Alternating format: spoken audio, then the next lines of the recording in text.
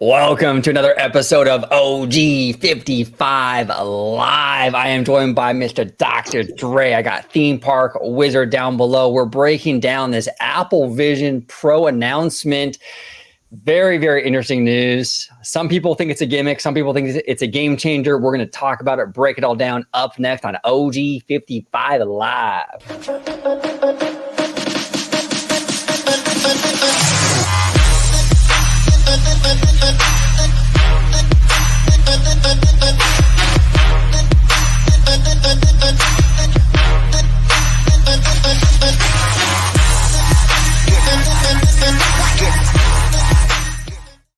Welcome aboard, everybody, to another episode of OG55. We're doing it live. I'm joined by a fantastic panel. We're gonna cut right to the chase today. We got Dr. Dre, host of the Freshly Squeezed show here on the channel. Dre, welcome back, good sir.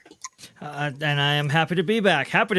This is a very interesting day for Disney in the wake of this. What is it? Apple Vision Pro being announced at their live event there, and we saw the stock price go up. So we'll break it all down and see what the larger implications are for this product for sure. But before we get to that, if you guys want to follow me, you can go and do so right down there at VashSky. Just go ahead, type that in, and it should pop up for, as Christine Waysense McCarthy would say, for all the let's see if I can get it up here. A robust Discussion right there. And if you want to see me, you can go ahead and subscribe to the channel you're watching right now, Orange Go 55. We have some amazing shows, including the one you're watching, I am sure, and my own Freshly Squeezed, your source for juice, news, and info, squeezed fresh, right from the Grove. Yes, folks, we only have high-class stuff on this show. That's right, exactly. Yes, sir. Yes, sir. And down below, we got Ethan, Mr. Theme Park Wizard, in the house. Welcome back, Ethan. Welcome back to you too. Thanks for having me on. Casual, BJ Vincent, Barry Place. You can follow me on Theme Park Wizard on YouTube. Subscribe to my Instagram on theme_park_wizard. And follow me on Twitter, theme_wizard. And buy my shit at themeparkwizard.shop. And I will rip you off. There it is, Mr. Wizard. We gotta do it, right? The universal guy.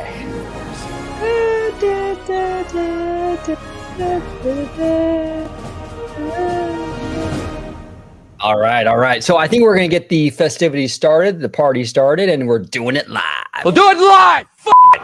Do it live! I'll write it and we'll do it live! F***ing thing sucks! There we go.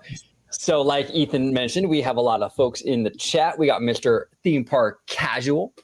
He's Mr. Casual. We got Mr. Barry Place 28. We got BJ Vincent. And then we have Lovelo, who's happy to see Mr. Wizard is back. Yeah, what's up, Lovelo? I love your low. Fantastic. So, Dre, I think there's a clip here from this Apple Pro, presentation. And let's go ahead. I'll share your screen and we'll kind of break it down and talk about it along the way in classic OG55 style.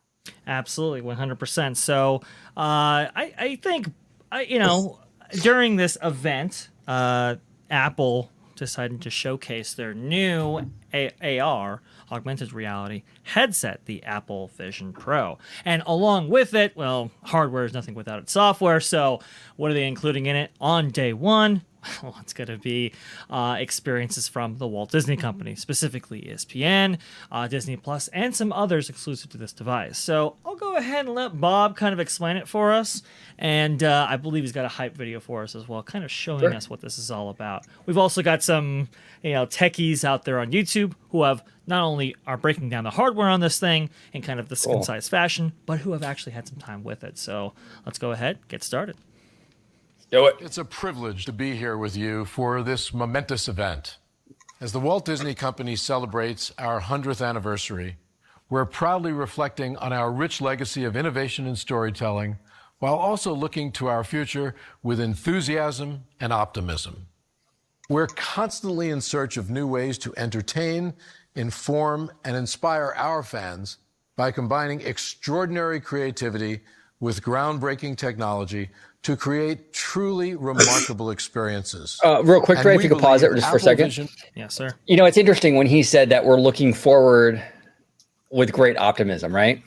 Yeah. Do you think that that's sort of because it's no secret, the Walt Disney Company is going through it right now with layoffs and all kinds of stuff, right? Profitability issues with Disney Plus. Is that sort of addressing the elephant in the room, sort of like, hey, we get it. We're going through some shit right now, but hey, we're optimistic. You think that was done on purpose? I think so. I mean, I think a lot has been said about the Walt Disney Company, how well they're actually doing from a range of different sources, right? Well, we primarily deal with the fans and the fans' reaction to product, but there's also the financial side of things.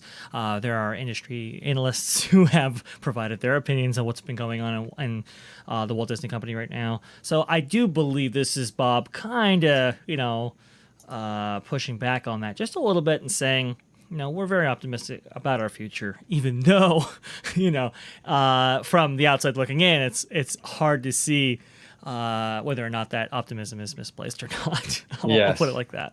Yeah. Let's continue. To create truly remarkable experiences.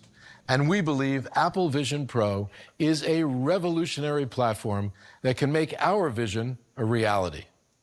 The first time I tried Apple Vision Pro, the thing that struck me the most was how it will allow us to create deeply personal experiences that bring our fans closer to the characters they love and more deeply immersed in our stories. This platform will allow us to bring Disney to our fans in ways that were previously impossible. Now, just to kind of clarify for people, what's kind of interesting about this is Disney themselves have been investing into augmented reality technology for quite longer than you might think. Actually, going back, the first time I remember hearing about it, about 7 years ago. So it's been kind of a long time coming. This is more on the consumer end, but for the parks specifically, I remember hearing ideas. Oh, wait, well, what if we, while people were riding the Walt Disney World monorail, they look outside and they see Iron Man flying along beside him, right? Now that would be cool. We've seen kind of AR like technology when it comes to PhotoPass and little characters popping up in people's outplaced hands or and that kind of thing.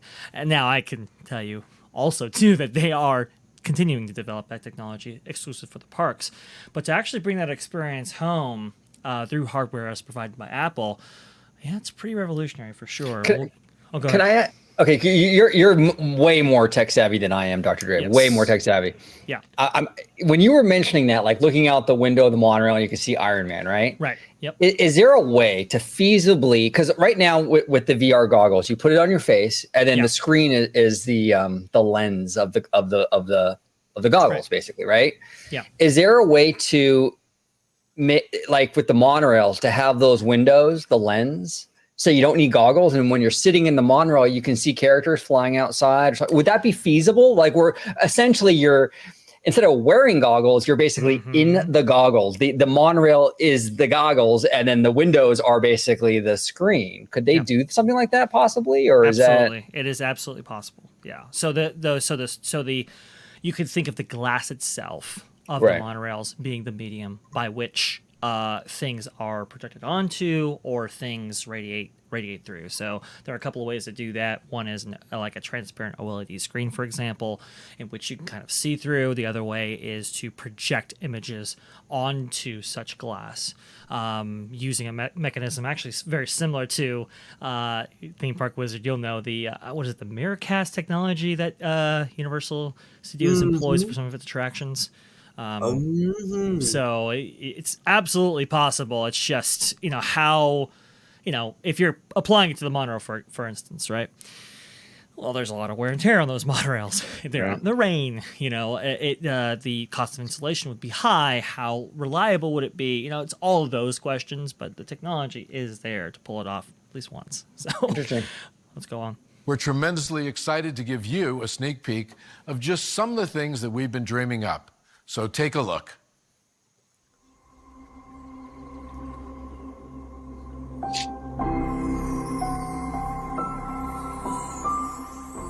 What if all the things that we thought were impossible were suddenly possible? You could experience your favorite stories in unexpected ways. Yeah, so I kind of want to break down each frame here to kind of give people a sense of what they're actually looking at. So, and we have, I think, people driving in the chat listening to us. So we'll describe what is actually playing out on screen.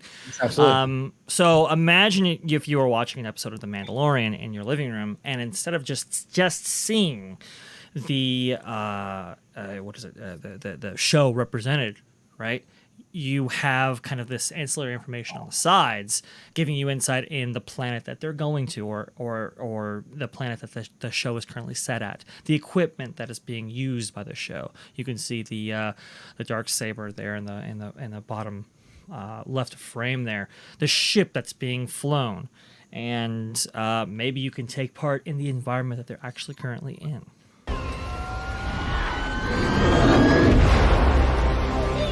Or in unbelievable places. I'll pause it real quick, Ray. This is also fascinating. So not only can you watch, say, Mandalorian, right? Yeah. You can watch it as if you're on another planet, like you're outside under the stars, right, of Tatooine or wherever. This is why this is such a game-changing thing. Like people have no idea, like the potential with this. Now I know it's not something that necessarily we need, but it's a novelty that I think is very, very cool. That especially a company like Disney can exploit like crazy. I am beyond the moon excited. And this is just tip of the iceberg. But what do you guys think about this? Where you could actually watch the show in or on a Star Wars planet. It's wild. Very wild. Oh yeah, it's very wild. Talk about immersion. I mean, look, you're sitting there on Tatooine watching Obi-Wan on Tatooine. That's like super cool. It's like you're with him. You're with him walking along. I think it's really cool. I think it'll really immerse you into the show and make it even better. Well, and Ethan, you bring up a great point when you bring up immersion, right? Because it's like right now we have two things, kind of, right? We have content which we watch at home, like on a TV or on an iPad or whatever, and then we have the theme park environment, right? The physical place you go to. This is the bridge between those two things. Because this is an immersion. This is an immersive experience. You're watching the content, but you're also immersed like a theme park. So it's almost like its own. It's almost like its own category now. That's what kind of blows my mind a little bit. Go ahead, Dre. What are your thoughts on this? Yeah, there have been takes on this virtual viewing area before. I remember one of the Oculus products actually. It was my first experience with it, watching like some media from like a Plex server, and then you have like a virtual theater that you're watching it in. This is taking it one step further and putting you into a very high fidelity environment based on the franchise that you're actually watching. It's kind of this extra step here, and it is I will say it is pretty cool. And even the tech before, I remember experimenting with the tech a couple of years ago. Because people were getting like 360 footage of like theme park environments and so forth for a while there, and just like watching a parade on Main Street and like actually being there was a very, very kind of cool thing. That was a number of years ago. So you apply this Apple polish to it, could be a game changer for sure. Absolutely. All right, here we go. In unbelievable places. You could do. All right, now this is really cool right here. This is absolutely something to get people invested, a wider range of people. Go ahead, Blizzard. So you can be courtside. You can subscribe to ESPN Plus and then be courtside at the game. Like that will be the value of your subscription right there. It's interesting. There's a subset of people who like will not go away from Legacy right now because of sports. It is out there. So how can you improve that sports entertainment experience? Well, you can give them more screens, and that's exactly what's going on here. So could you imagine watching multiple sports at once or multiple sports programs at once, and not via physical screens, but in this kind of virtual reality kind of system? That is a total game changer. And again, looking at statistics and so forth, that sports and aficionados and even fantasy players and so forth, this is absolutely valuable to them. Absolute game changer. Well, and it's interesting as it plays on. We'll see this, but it appears that you can have this in your, like, let's say you can adjust it where the field is like on your coffee table, and you can walk around your coffee table and watch the game from multiple angles. This changes the whole experience. I mean, in terms of like just a passive watching and experience to like you're now part of the experience. You watch, I'll show it right here coming up. Right here. Yeah, where it's like, now you're like watching from above. You can watch it from various angles. I mean, this is incredible. This is absolutely incredible. That tech absolutely exists right now. You'll actually see during like Super Bowl programming, for instance. And now I think they've widened it out to other big time, season games and so forth. You can replay in this kind of virtual reality here. Now, previously the viewer had little control of that, but what if you had that virtual reality playset right in front of you? I mean, that's a pretty cool thing right here. All those statistics and so forth playing out. Again, Wild. fantasy guys are gonna love this for sure. Well, and here's the other thing too, Dre, is that, and I made this tweet and I got a little bit of pushback for it, but the thing is like, I think a lot of fans are missing. I think they're kind of not looking at the potential of this. This has so much potential for Disney Plus. I'm telling you right now, if this is an app, I'm sure Disney probably signed, Disney and Apple have probably some exclusivity contract where it's only Disney content for like the first 5 years for this Apple Vision thing. I'm sure there's some sort of exclusivity thing for Disney to have like the first go at it, right? That's going to drive subscribers to Disney Plus if this thing really takes off, which I think it will. Right now, a lot of fans are pointing to the price tag. I know I think it's like $3,500. It's a lot. I'm not poo-pooing that.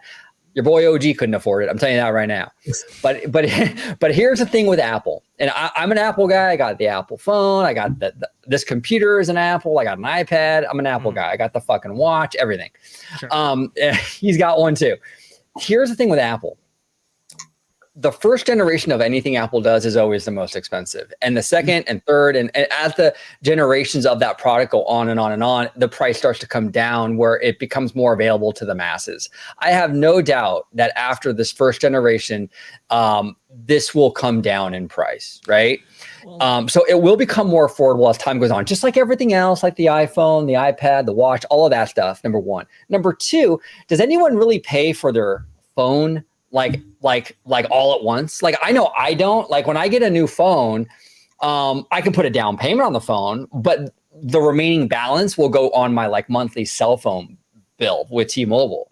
So who's to say with this Apple Vision thing, it's a similar situation. I'm sure it will be, where it's like maybe through your carrier, your cell phone carrier, you sort of you pay a certain amount each month to kind of pay off the device. I mean, we do it already with the cell phone. So I think people are seeing that price tag and they're going, oh my God, I can't run my debit card for $3,500. You probably won't have to pay it all up front. That's just my guess. But Dre, what are your thoughts on that? They have what is it? Credit pricing, right? For a range of Apple products right now. I believe they're selling like a $12,000 computer, and then they say, well, you can finance it for 12 months for paying $1,000 a month. Right. That exists right now. I'm sure it'll exist with this product. It is a very high price tag. There's no question. I mean, similarly, not similarly featured products, but products in the same realm of VR and AR typically go from anywhere between like as low as $300, $500, and then up to like $1,500 is kind of the max for this. So going to $3,400. There are some superfluous features, by the way, that are part of this that they could definitely omit and get that price down. But it's, I'm not gonna lie, it's very, very high. And then you have to add on a subscription to that. So it's not gonna be for everybody, at least initially. We'll see how much buy-in there is for this. We can expect though that Apple Polish will be something revolutionary in its own right. By the way, Lovelo, multiple screens would be good for investors to watch markets. That's another application that could absolutely be part of this. We'll go back to Marty Snyder here. That's why it's called Pro. Yeah, it's a top tier. Product. Yeah. Yep. Mm-hmm. Now, now the thing is, high price tag, we get that. But the other thing, especially like for sporting events and stuff, the walking around the coffee table and super cool. But you'll have to be next to an outlet or something because it only has 2 hours of battery life initially. Right. That could be an initial problem. Well, that's an Apple problem in general. The battery life. Even with the first iPhone, it had died in a day. It took now the lightning cable really works, but. I kind of like their implementation of it. So it's not a built-in battery because that would be very, very heavy, right? It's actually an external pack.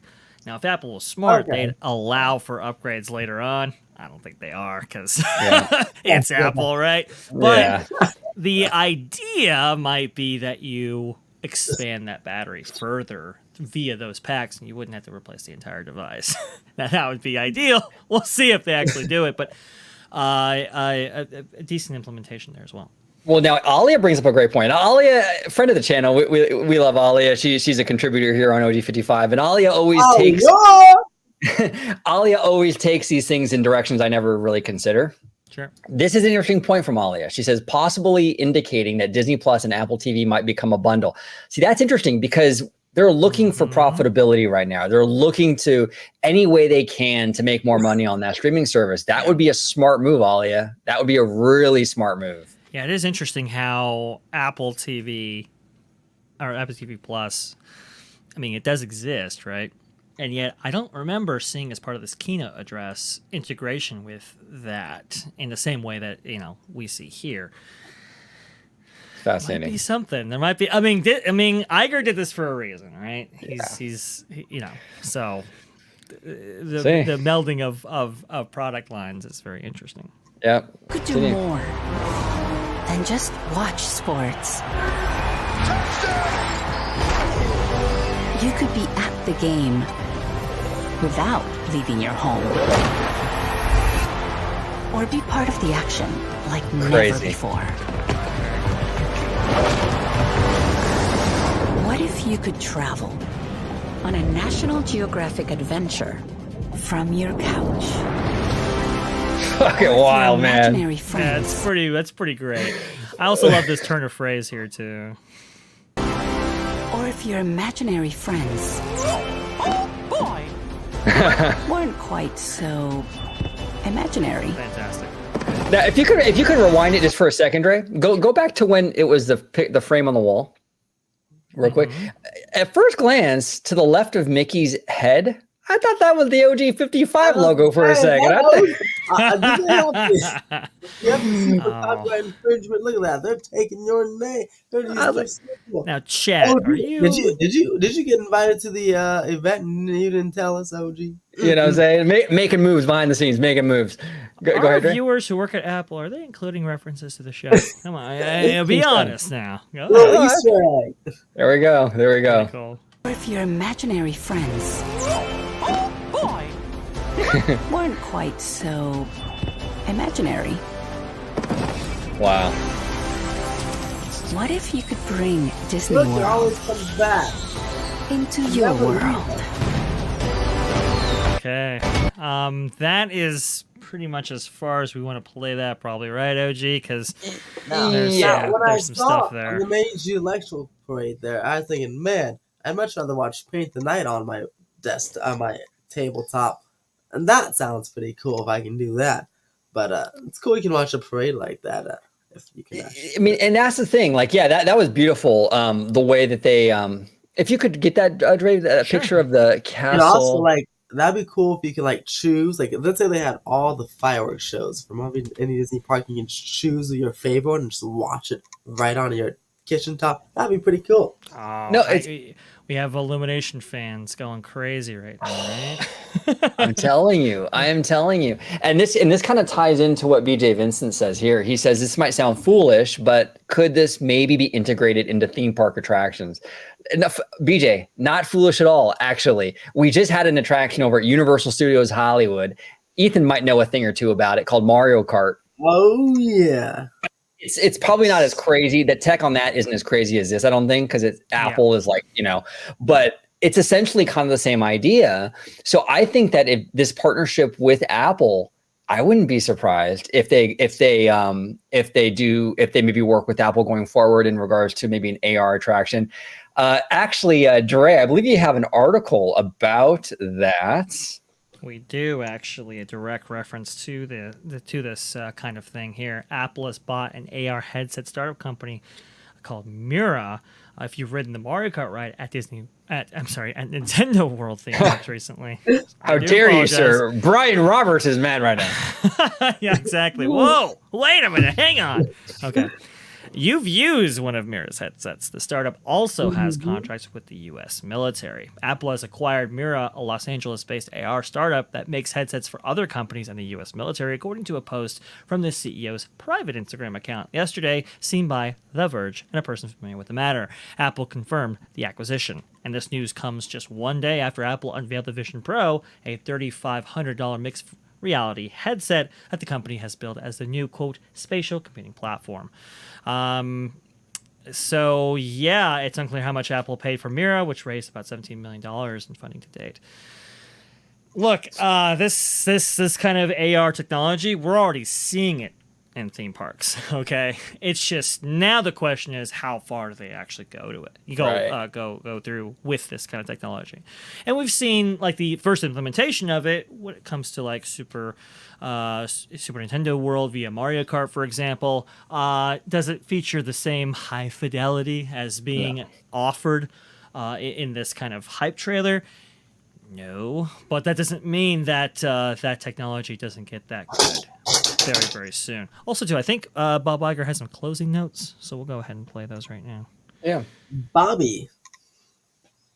So proud to yet again be partnering the greatest storytelling company in the world with the most innovative technology company in the world to bring you real-life magic. And I'm excited to announce that Disney Plus will be available on day one. These are just a few of the ways we can bring Disney into your world with Apple Vision Pro. And we're looking forward to sharing more in the coming months. Okay, now you said interesting, Dre. Can you elaborate on that, sir?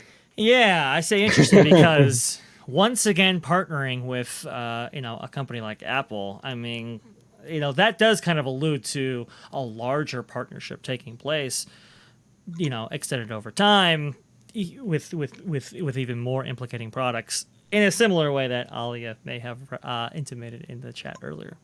Well, yeah, and here's a thing too, which is kind of interesting. The elephant in the room is, would Apple ever buy Disney, right? And I think that's, if any company is going to buy Disney, it probably would be Apple, to be honest, because Iger has a relationship with Apple. He was on the board for a long time. But it kind of like, this kind of gives us a little taste, though, of what would be possible with an Apple merger, because look what, like, now they own the headset company, right? That for the goggles for Mario Kart. Apple could create not just headsets for the theme parks or what have you, but they can create technology for Disney's parks. So whether it's headsets, whether it's some other experience, some other technology, some other mode of transportation, Apple can play in that sandbox now. And I don't know, I think that they might be interested in something like that. Now, I'm not saying they're going to buy Disney. I don't know, I don't even know if that would get approval through, through regulatory process, all that. It's a huge, massive company. But I think the idea of an Apple owning Disney and the potential with what Apple could potentially bring to the table with their technology, I think it's massive. And we're kind of seeing it right now with these headsets. I'm telling you, it's pretty wild. And going back to what someone said about attractions, right? Space Mountain, as y'all know, gets lots of overlays, and they're kind of limited with the projections they can do. But imagine you just put on the headset, and you can be fully immersed in just a blank canvas of Space Mountain. You can do whatever you want with Space Mountain because you put on the headset, you'll be like that. That'll be actually really, really cool. What do you think, Dre? Do you think there's potential here with like technology, Apple bringing technology to the theme parks? You know, Iger kind of alluded, and I agree with you that there's more to come, sort of, with Apple. Not necessarily them buying the company, but maybe more deals, more partnerships. Is it possible that Apple starts creating stuff specifically for the theme parks? Yeah, so I believe Disney has wanted to partner with kind of a hardware manufacturer in order to get some of this tech rolling into the theme parks for a little while now. You know, that's one of the barriers to entry is, you know, they are a product, they are a company who specializes in consumer product, but, you know, very technical applications like this, I mean, that's really an Apple specialty, right? So if you partner with a company like Apple to bring this to consumers at home, well, that's just one step from bringing that kind of technology to consumers in the actual parks themselves. So Right. I do Actually, believe you know, this is stepping stone for a larger play here potentially. And, you know, That's even fair. something as simple as, you know, making the Disneyland app and website better. Like, Apple people would easily be able to make it a top tier website, an app. Oh, absolutely. And what could Apple do with Magic Bands or technology, like wearable Oh, technology? yeah, they can make them. Correct. There's a lot here. There's a lot here. But I got to say, when Bob Iger went on that stage yesterday, my heart kind of sunk a little bit. I was like, wait a minute. Is he gonna announce something bigger than just the goggles? Uh-oh. Well, you know, I mean, it could, like I said, it could be a stepping stone to a great many things for sure. Yes. But as far as because some people were saying, oh, well, they're saying, you know, buy out, sell out, or, you know, whatever. Yes. No, they're not. I don't I'm think they're at that curious. point yet. Go ahead, Buzzer. How many years does, what's his name, Tim Cook have on his contract? What if Oh. Iger wants him as the next CEO? That's a Oh, good that's question. interesting. Alia, if you're watching, She is. She's in here. do you have a way of maybe finding that information out? Because, Seeing like, you know, what's, like you said, they're partners, and maybe they're like, Iger's like, I don't like these people inside the company. No Josh, no Dana. Maybe Tim. You know, I don't know. that's Well, an it's interesting possible. idea. That bring Tim over and have him run it. That's a possibility. Maybe he's on the short list, and this is kind of like opening the door to that. Alia mentions here, I think Disney and Apple do have an arrangement for Apple to acquire them if they get a hostile takeover market cap territory. Wouldn't be surprised. Now that's fascinating. Like, what if a company hostile takeover? Let's say it's Comcast, right? I'm just throwing Comcast out there. Like, let's say Comcast does a hostile takeover again. Disney maybe has like a break glass in case of emergency deal with Apple for Apple to swallow them up, so Comcast can't do it. That's a fascinating makes sense. prospect. Yeah, that Yeah. does make sense. Alia, if you could, Ethan had a question about how long is Tim Cook, you know, contracted to be Apple's CEO? We're trying to find out because it might have implications for the Walt Disney Company. Interesting ones for sure. Yeah, I mean, would Apple play the role of angel investor, or would they just acquire them outright? I don't know. That's interesting. Angel investor. That's interesting. Yeah, because that's what the Bass brothers did, right? They bought a good portion of Disney's shares in order to get them through the potential buyout from Saul Steinberg, I believe it was. So Right. yeah, you could have something like that. That's interesting. That's interesting. Now, Joe in the land here says it's a big deal. Disney is on board with this Apple Vision Pro. They're going to build a template for streaming apps that other companies will create, and they'll push the device to the limit. Yeah. That is one of the reasons why actually Apple has debuted this product at this point, and it's not like currently available for pre-orders. I don't believe anyway. Like it's pretty far out from the final product being available for consumers because they want developers to develop stuff for this product right now. So yeah, absolutely, 100%. Yeah, and this is interesting. Now, I've been really critical of Apple for many years. And I even made a tweet the other day, in the lead up to this event. I've been disappointed with Apple. When Steve Jobs ran Apple, they changed the world. I mean, the iPhone is, in my opinion, on par with its impact culturally as the television or the radio. I mean, right. It's on that same level. And I think that since Steve Jobs passed away, Link here. They've been a little bit more safe option. Resting on their laurels. And it's been pretty mediocre to say the least. But with this announcement of the VR goggles or the AR, whatever, Apple Vision, I feel like they've really stepped it up. I feel like Apple is finally back. This is a Steve Jobs kind of thing. I got goosebumps just watching this stuff. It was fantastic. Now, Alia has the link, right, for the yeah. But I think this might be for Chinese officials. Okay. This is for like a joint venture, I do believe. Pretty close, but $275 billion deal, by the way. That's pretty big. Yeah, that's a lot of money. I'll take it. I'm not used to dealing with dollar figures that large when it comes to corporations. Wow, that's insane. It's not quite there, Ollie. Up. You're getting close though. You're getting close. But no, this is. I think this is really something right here. I mean, look. Is it the first AR headset in a similar vein that the iPhone was kind of the first of its kind back in the day? I don't think so. I mean, yes, there were mobile technologies before the iPhone, pocket PCs, and so forth. But the iPhone did it in a way that made it accessible to the masses, right? Right. Is this like that?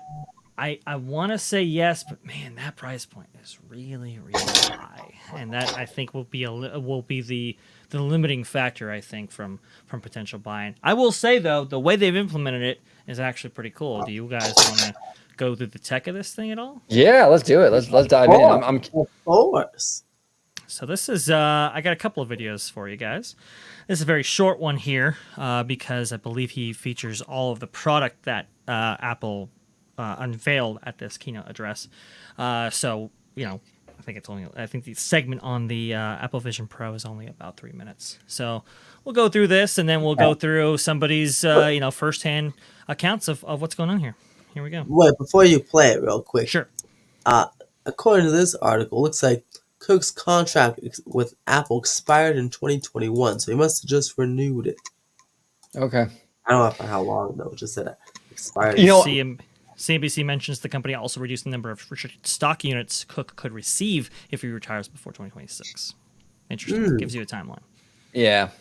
I kind of get the impression that Cook is another Brian Roberts. He seems like a lifer to me. I don't see him stepping down anytime soon, and he's pretty young too. Mm-hmm. Exactly. Jonas J. Campbell in the chat. What is going on there, friend? This is an amazing piece of tech. I would love to have one. I'm planning on getting one when one comes out and the early adopters sell their old ones. There you go. I like that. Well, let's see what the early adopters might have in store. Starting with the obvious eye catcher, sorry about that. the Vision Pro. Is this the most technologically advanced piece of consumer tech ever? Maybe. It's basically a wearable computer, and while Apple has been vague about a lot of things, they never mentioned Meta or the metaverse once, and they didn't really show off any VR games, so we don't know if we can call it a VR headset. What we do know is that it's Apple's first product capable of what they're calling spatial computing. Wait, isn't that just a fancy way to say augmented reality or AR? Yes it is. And with the utterly mind-blowing price of $3,500 US, Apple has got an uphill battle ahead of them justifying this thing. But then again, maybe you'd be a fool not to buy one. According to Apple, it can replace your TV, your monitors, and even your sound system. That is quite the claim. But hold on to your keyboards, haters, because they might not be that far off the mark.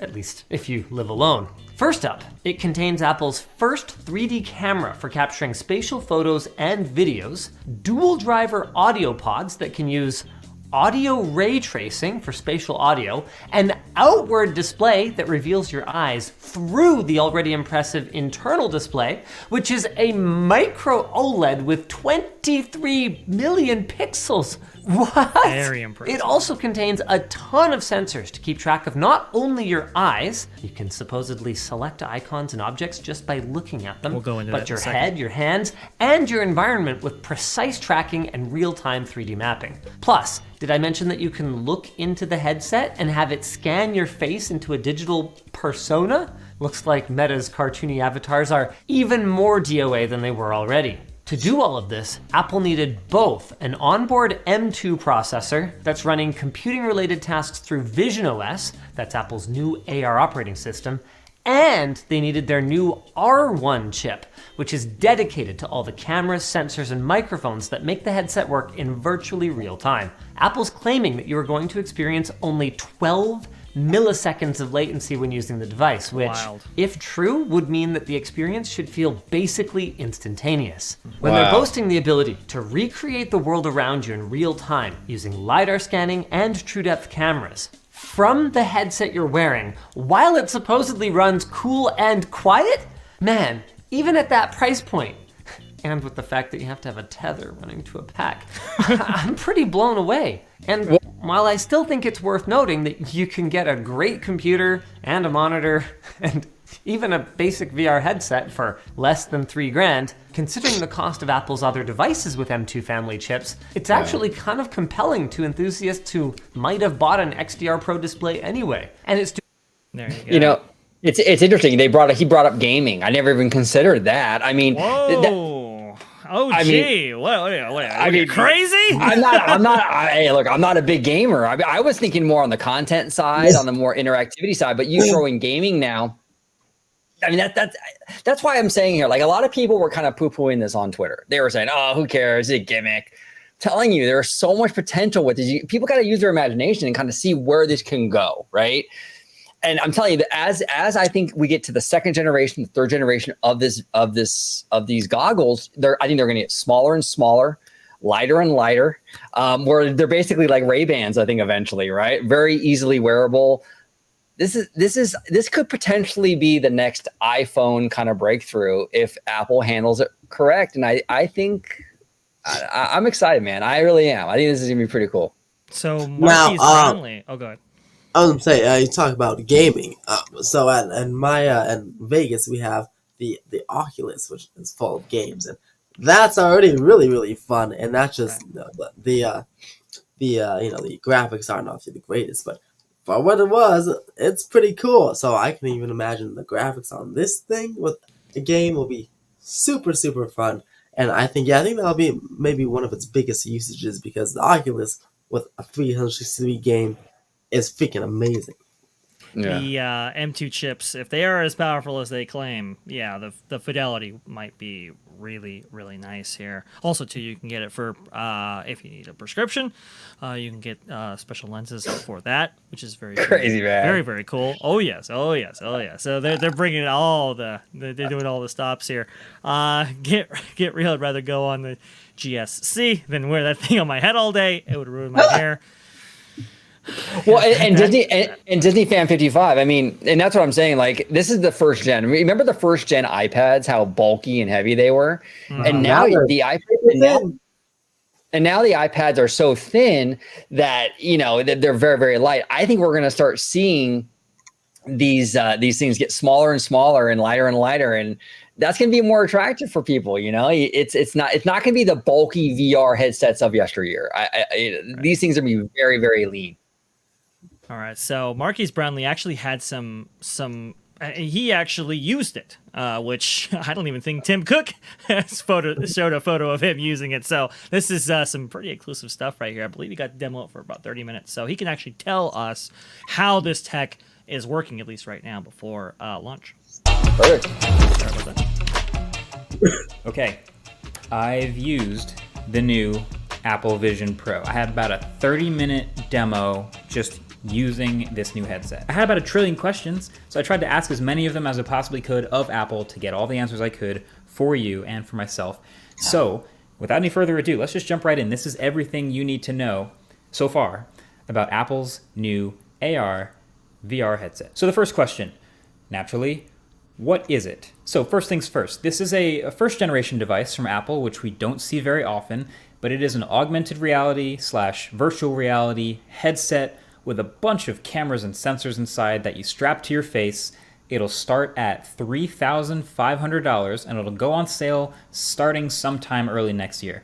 Nobody's been able to shoot video of using it yet, so I'm gonna have to do my best with descriptions here, but fundamentally, this isn't something that's paired to your iPhone or your Mac by default. It's a standalone computer with an M2 chip inside, its own Wi-Fi connection, a roughly 4K micro OLED display for each eye, a set of speakers right above each ear on the band, and then a dedicated new R1 chip, which is doing all of the real-time processing from all the sensors that make this headset pretty special, but we'll get to that in a second. I think having it be its own device, I think is a very smart move for a lot of reasons. I mean, just for performance, latency, and so forth, that's a really big deal. But moreover, maybe you don't want to necessarily buy into the entire Mac ecosystem in order to have this thing in hand, right? To make it its own standalone, good choice there. Smart. So all right then, how does it work? Well, basically, we've seen VR headsets and AR headsets before. Is really cool. It's typically there's screens on the inside, and then on the outside there's some sort of shell which has some sensors on the outside that help detect what is in your room around you and help to see the controllers in your hands. But with this one, there are no controllers at all. They're not making any for it. There aren't going to be an optional accessory. They're not even going to design any controllers. You are controlling this thing entirely with your hands and your eyes and your voice. So you put this headset on, and basically all over the headset there are an absolute ton of sensors. You have 2 main forward-facing cameras, 2 downward-facing cameras, 2 more cameras for the sides, 2 infrared illuminators, a LiDAR scanner, a true depth camera. These are all... So this is pretty cool here, because previous implementations of VR, you'd have to mount boxes in the room in which you were actually participating in this virtual reality space in. So you'd have to, and those would create your sensors that would take in your actions as you were maybe playing a game or whatever, right?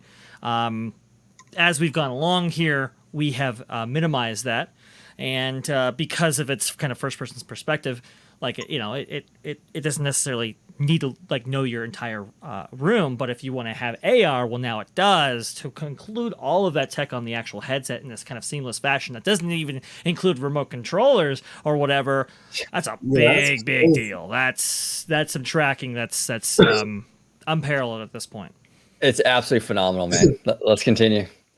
To keep track of what's happening around the headset and also to track your hands in front of your face. And then on the inside, there's also a bunch of infrared illuminators and infrared cameras that are purely there, just there, to track your eyes. So there's actually a setup process. Before you even get the headset, you basically measure, you sort of scan your face with the true depth camera on the iPhone, and it uses that depth information about your face to give you a sort of a custom cutout. This will be a process that you can do in Apple stores.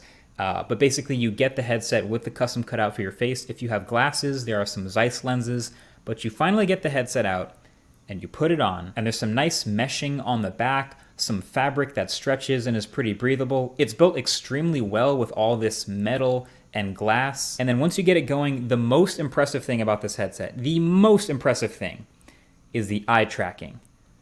I'm not even kidding. This eye tracking is sick. So basically, the eye tracking in this headset, as it looks at your eyes and keeps track of where your eyes move around, is the closest thing that I've experienced to magic. I normally don't call tech things sort of magic. Hold on one sec. To magic. Oh, hold on. I think. Hey, look, Marcus. Marcus Brownlee. You sound like a pixie duster. That's what he sounds like. Absolutely. Well, it's interesting. It's like it feels like magic. That's a really kind of interesting thing there, right? And you can see the appeal that Bob Iger might have towards a product like this. Right. It's magical. Magic. I normally don't call tech things sort of magical or surreal like this, but this was, even for a pre-release product, kind of unbelievable how well it does. Anytime you move your eyes around the UI, it would immediately highlight and select exactly what you're looking at, no matter how small the target was or what you're looking at. That is Dude. wild. Okay. Dude, that's Because insane. you're talking, if you have two things very close to each other, you're talking, I mean, are we talking about fractions of millimeters at that point that are distinct between those two things as your eye senses it? I mean, that would be, I mean, that's insane. That is so crazy. wild. Jonas J. Campbell says, I've been following MKBHD for years. He's usually pretty steady. Yeah, exactly. Yeah, pretty Awesome. good there. Disney Fan 55 says, they said that they are focusing on this product for business versus Meta is focusing on gaming on Android. That's why its price point will be much lower. Lower. Yeah, I mean, Apple has kind of geared a lot of its things towards professionals or content creators and that kind of thing. So this being one of those products, not surprising. However, with Disney, now you have the entertainment portion of that product line as well. And then when you want to select something, all you do is take your fingers like this and just touch them together. That's how you click. So you look at something, click. Look at something, click. So there's a calibration process when you first set up the headset, you put it on for the first time, where you basically just look around with your eyes at a bunch of different dots, so it learns your eyes. You're not talking about stuff and then, that's from that point on, you're just cruising, you're sailing You're not through. talking about something that's like, in this corner, this corner, this corner, this corner of this They're virtual like reality. Right, they're right next to each other. They're right next to each other. You're talking fractions of a millimeter difference between those if you're looking at it on the kind of iris level, or pupil level. Just insane. Through everything by just looking at things. Oh, real quick, Trey. It feels Real quick. like telepathic. You just look at something and select it. Yeah, go ahead. Real quick. It's fascinating, and I'm glad you brought I'm glad you're showing the screen. It is interesting though how the main focus of this whole kind of presentation for the Apple Vision was Disney Plus, right? I think Alia mentioned in the chat they had a brief mention of Apple Plus, Apple TV Plus. Right. Fascinating though how much more they were leaning into Disney's service as opposed to their own service. And I don't know if that's a hint of things to come in the future. Like you mentioned before, Dre, more deals, what have you. But that is interesting how they're focusing on the Disney side of things. And I understand Disney has more content, bigger library and all that. But still, I mean, you would think they would have pushed the Apple TV Plus more than they did, you know? I absolutely agree with that. It's very interesting how they're kind of highlighting their partners more in their own product. That's a very kind of interesting thing. Trying to Shake Campbell says the problem here is that when an employer looks at a quote for VR headsets for employees, $500 for MetaQuests for employees go a lot farther than $3,500 for Vision Pros. I don't disagree with you at all. However, we do see some companies, not all of them, but some companies paying a premium to have Apple product in their catalog. So again, this is targeted towards, kind of a high end, let's say, state of the art, or as a company or an individual who'd be willing to pay for it. Like, it's not going to be for everybody for sure, and it's not going to be part of every single budget or portfolio. But I think you will find buyers. The question is, to allude to your grander point, how far will it go? We'll have to see. Yeah. Your eyes. And then, from that point on, you're just cruising. You're sailing through everything by just looking at things. And it feels like telepathic. You just look at something and select it, and that's it. So this is how the whole UI works. Pretty much every other headset has the ability to use your hands to select things, but most of them rely on the sensors on the outside to keep track of a set of controllers for maximum accuracy. But this massive array of sensors on the outside of Apple's headset have done an impressively good job of picking up what my hand is doing, kind of no matter where it is. So like I said, there's sensors all the way around the thing. They're facing forward, but they're facing sideways and facing down. So I can just kind of rest my hand like wherever and look at stuff and click. I don't even have to move my head. I can just look at something and just click my fingers. I kind of did it by accident a few times. Like, I'd just sort of be sitting there and my fingertips would actually touch and I'd select whatever I was looking at. But pretty quickly you get used to just doing this. Now, there are also some text boxes. Occasionally you want to type something, and so you can look at the text box, select it, and then a keyboard will pop up and you can look at the letters, but also you can just look at a search box field and just start talking and it'll start filling in whatever you're saying because there's microphones on the headset. Okay, that's real quick, and Jonas has a great question. I'm going to get to that in a second. Yes. Jonas, I just want to say real quick. Walt Disney is busting the biggest nut from beyond the grave with this thing. Like, he loved the technology. This is like, I'm serious, like from above, he's going, this is absolutely insane.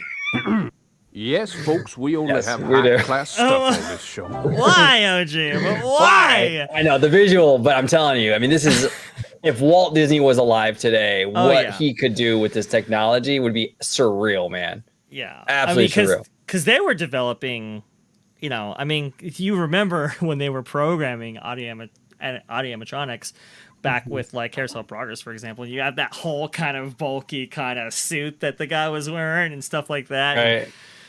So he was on the cutting edge of a lot of this stuff for sure, but this is quite something special. A big question, was the Disney Plus demo from Chapek's former Metaverse division or from ILM Immersive? That's an interesting question there, Jonas. So looking into the Metaverse even more, from the scant details that we got throughout its life cycle as a product from Disney, it became less of a physical product and more of a virtual one. It was, the concept for it was kind of an all-encompassing like platform that would exist in the background rather than something you could buy or buy into. It was a very interesting thing there. Whereas this is direct product integration, which I think is a little bit different, as surprising as it might be, than the metaverse as posited by Chapek.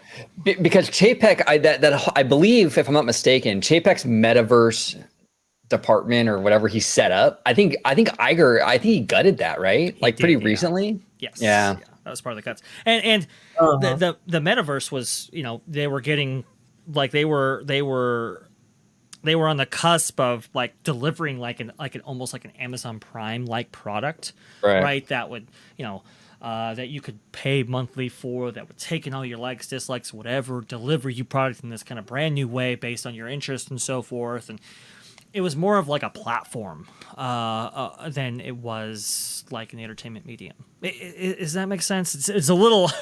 It was more like like when you watch, like, let's say you watch Swiss Family Robinson on Disney Plus. Sure. Then your phone will try to sell you the Swiss Family Robinson merch at the parks. It was sort of connected like that, right? Is that what you're kind of saying? More of a platform as opposed to like a physical thing that you're wearing or what have you. Yes, yeah, that's kind of the interesting thing. Like, I don't even think the people working on it knew exactly what they were working on, to be honest with you, but. This is, look, if you want to think of the metaverse as a product, right, or as a virtualization of Disney experiences, well, this is a shortcut to that because now you have this hardware provider that you can throw your software or your media onto. So it's a smarter way of doing that rather than developing it all in house. Jonas J. Campbell, great commentary. Thanks, guys. No problem at all. Thank you, Jonas. John Winhelm, I wonder what are the security implications of this technology. Cell phones already listen to everything around you. To sell you ads on certain apps. Will future apps be seeing everything you're seeing? Yeah, I can tell you right now that's already happening. Yeah. I mean, if you look at the cookies or the tracking on like an Amazon web page. Oh, dude, right? It's insane. So there are, if you have, your various browsers, so your Edge, I don't know if they do this on Safari, but if you look at like Chrome, for example, there's like a task manager feature. And look at how much an Amazon webpage is taking versus all the other tabs that you might have open. It's insane. Like, they examine everything you click. They examine, everything you type in. It is wild how much data collection there is based on the ads or recommendations that they offer you. Well, and here's the thing too, from Disney's perspective, right? I'm going back to the Apple buying Disney thing because it's a fascinating idea. But Disney's obsessed, and especially under Chapek, but they're still obsessed with it, with the data, right? Like what you do in the parks, you know, your Genie Plus, what attractions you go on, what reservations, your dining reservations you make. If Disney was in that Apple, under that Apple umbrella, the data they would have on you, it would be insane, dude. Like it wouldn't just be what dining reservations you had and what attractions you rode that day. It would literally be everything you did on your iPhone. They would have so much data collection on you and could tailor the experience for you, like in ways we've never seen before. It'd be nuts, dude. Now the bigger implication, John, than just seeing what you're seeing is more about like what's in your house. Could you imagine, right? Because think about it. If you have technology that can present to you your living space, right? Well, then it knows whether you have, you know, Disney posters on your walls, right? Or whether you have, I don't know, a MAGA hat sitting in the corner of your room or something, right? Like, right? So you can imagine, right? Exactly. You can imagine, you know, those implications. So you read the EULA. I'm sure that is in there.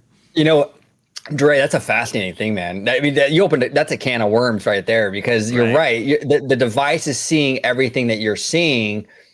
It's that data is going somewhere. So you're walking through your house. It's seeing everything that you're seeing. It's not a security problem. It's a privacy issue, and we already have privacy issues right now with social media. That's going to amplify it to the next level, I think. Oh, absolutely. Absolutely. So I'm just saying, read the EULA, read the terms and conditions, understand. But even you never know. Maybe, you know, it could be a security thing too, or at least like for you, because what if someone's like, you know, a criminal, right? And they're keeping a whole bunch of guns or drugs, and they walk in the room, and the device just sends an alert to the cops to come to their house. Because wait a second, there's all this guns and drugs. Ooh, very interesting. Well, Wizard, they wouldn't send them immediately to the authorities. That's information they could keep for the future. Anyway, we're getting way too deep down there. But yes, there are major implications for sure. I think we have to go to Rumble for this. I'm thinking it's supposed to Apple Tech along with Imagineers. Yes, Lovelow, Walt would definitely use this. You could make new versions of the Haunted Mansion, Great Moments of Mr. Lincoln, Alice in Wonderland with this tech. I will say, Lovelow, okay. You know, Imagineers have been looking into this for quite some time. Now, I'm not saying it's going to replace any of those beloved attractions, but what if it could, even with those attractions, enhance those attractions in ways not previously thought of? Could you develop an entire attraction based around some of these technologies from the ground up? I can tell you right now, if you are thinking it, 10 Imagineers have already considered it even further. Well, you could even have like attractions. Like let's say, okay, she mentions Haunted Mansion, for example, right? You can have like these kind of like these added experiences for the people that have the Apple Vision, right? So you go through the Haunted Mansion like normal, right? And you experience the attraction as it is today. Sure. But if you have Apple Vision, stuff happens that other people won't have. Exactly. You know, so that's a fascinating idea. And man, I'm telling you, that's why this thing opens up such a can of worms. It's so much bigger than people, I think. When I saw a lot of the commentary on Twitter about like, it's just, this thing is going to fade away. It's going to die. I'm not so sure, y'all. I think this is going to be a game changer. I really, really do. Yeah. I mean, look, Apple is not Google. So Google, they come up with a new thing every week. And then, you know, couple weeks out, it's gone. I think there's like a site called the Google Graveyard, and it shows all the products that they previously invested in. They just kill everything. It's massive, right? I think the limiting factor with this, in terms of the theme park realm, right? Bring it back just a second here. What, like, for example, coaster amusement parks found when implementing VR in some, like, you know, roller coasters, was the dispatch times. Your dispatch times went almost down to zero when you implemented this technology, because there were attendants who had to like help guests utilize the technology and so forth. So that I would think would be the limiting factor when it comes to attractions that already exist. But if you could bring out new attractions in a brand new way, like Mario did, for example, right, and implement those things on day one, have a process by which you can like put these things on before you actually get into the vehicle, and when you get in the vehicle, you can put the actual lens on. Now we're thinking. Well, and can you imagine what this could do for anniversaries at the park? Like, for example, right? So for Apple Vision customers, on July 17th every year, if you have your Apple Vision headset on while you're walking through the park is physically changed to how it was in 1955, right? Oh. So you're walking through the park as if it was 1955 or whatever. And you see Walt himself give the opening day speech. Oh, see what I'm saying? See what I'm saying? What you could do with this freaking thing? Yeah. Yep. You could totally do that. Okay, that's a very exciting prospect for sure. Or maybe, hey, you want to visit the park in perpetual darkness. Hey, maybe we can actually see Pandora again. Yay! Okay, at night, because the park closes at 6 for some reason. Disney Fan 55 brings up a good point here. Here we go. They tried headsets for great moments with Mr. Lincoln, had problems cleaning them. Yes, they did. So not virtual reality headsets, but audio headsets, right? So that was the binaural audio that was implemented for that attraction, which, by the way, we've actually seen binaural audio used in some attractions now. For example, I believe Alien Encounter used a version of binaural audio. The Haunted Mansion at Walt Disney World in the stretching room uses a version of binaural audio. So if people remember this version of Lincoln, well, before you actually met the president of the United States at that time, well, you sat down, you had a haircut, right? And you hear the, the clippers right next to you. It's very. It was cool. I did cool. it. I liked it. Yeah. But there were problems with cleaning for sure. So these are some of the issues that would have to be overcome if implementing these things. But look, Mario has this in place built in right now. So, and that's what Alia said here is, what does Universal do with Mario? I mean, yeah, I was actually just at Universal and we rode Mario, which is a fantastic attraction, by the way. I really do love it. I was impressed by it. I told you guys, I was kind of poo-pooing it at first. Like, come on. I went on, I had a fucking blast with it. It was a great attraction. But they do a great... The what? I'm sorry? What'd you say, Jason? You gave it an 8. Yes, I did. Yes, I did. Yes, I did. High praise.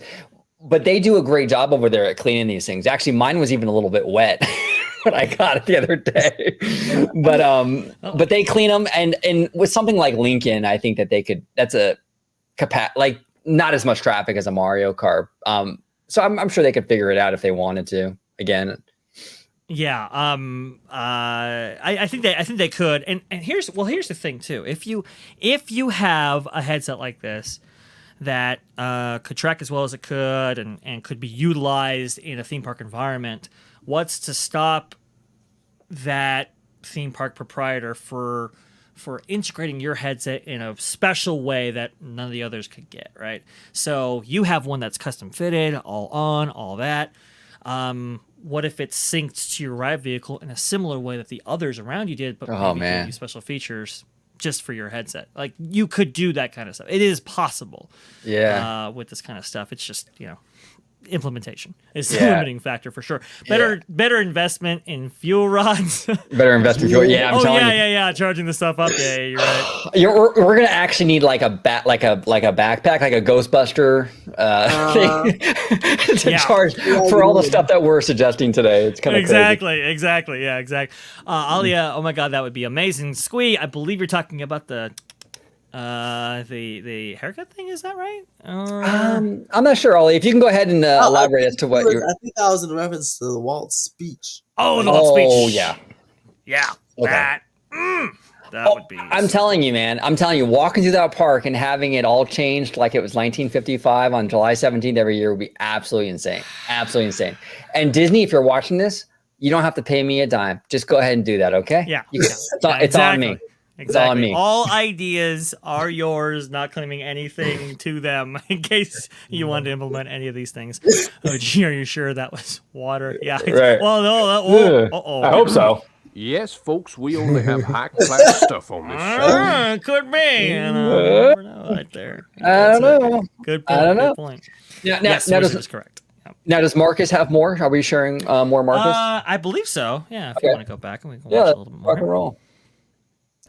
And there's also something they're calling optic ID, which is basically kind of just the fingerprint ID of the headset, because it's looking at your eyes, and everyone's eyes is a different unique biometric pattern. And so you log in just by putting the headset on and it looks at your eyes.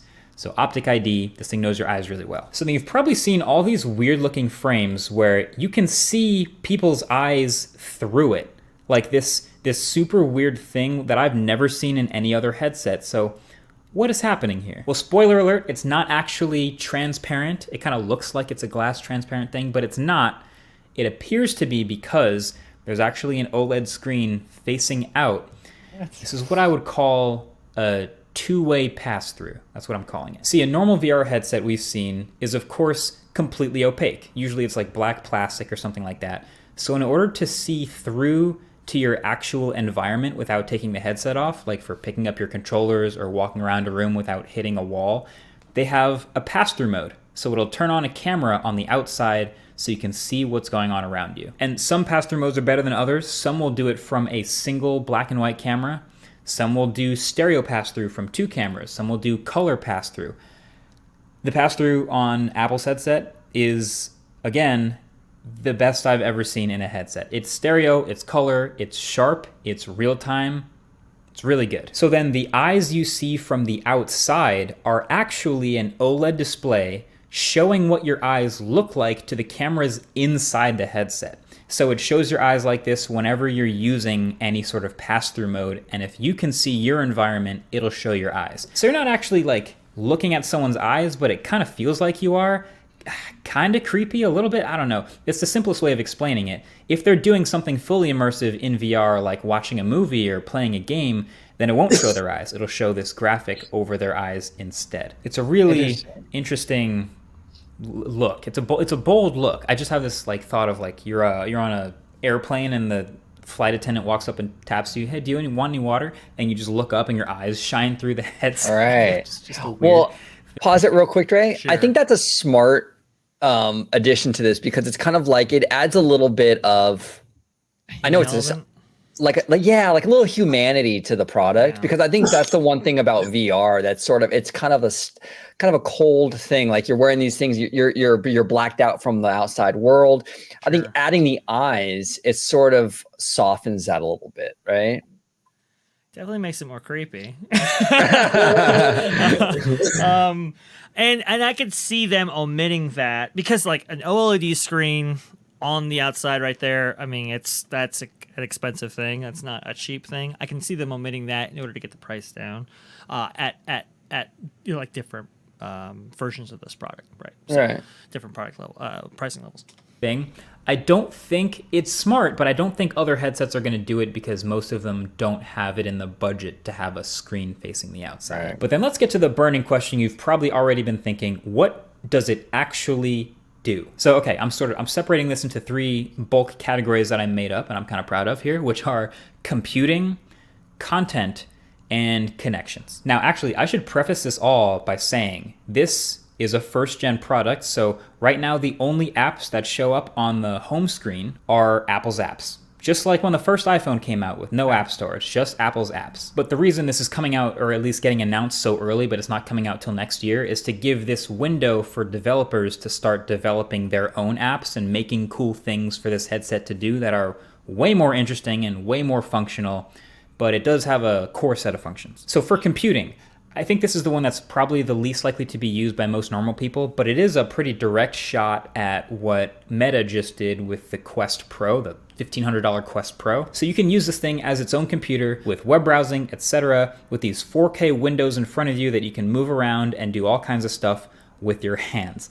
Now, this will be its own OS. Again, it's not running off your phone or anything. It's running a whole new operating system called Vision OS. And it seems pretty similar to iPad OS, just in the fact that, you know, you're just touching things in iPad OS, and in this headset, you look at something and then you touch your fingers together, and that's basically just like a normal touch. But I was really impressed with the responsiveness. Again, this was better than any headset I've seen with just your hands. If I wanted to scroll through something like a Safari window, I literally, in air, would touch my fingers together and drag the window, and it would scroll nearly in real time. I would like throw it around, like toss it, catch it, toss it the other way, and start scrolling through things with my finger, resizing windows, dragging the corners of things. And I was super impressed with that too. Now, if you're like me, you might have also had some questions about the sharpness. Like, do I really want to wear something like this for a long time to work like it's on a computer? Yeah, sure. Yeah, the sharpness of the image is definitely where, the cheap products differ from the very expensive ones. Right. And I think that was also pretty smartly addressed. They use a selective rendering based on the super good eye tracking. So the computing power is basically focusing on sharply rendering the part of the screen that you're actually looking at while saving power on the rest. That's actually pretty cool. You see that in gaming sometimes, where your periphery vision is not as it's not rendered with as much fidelity as what the center of the screen is. Very cool. Pretty cool. Smart. And it works so quickly that I did not notice it while using it.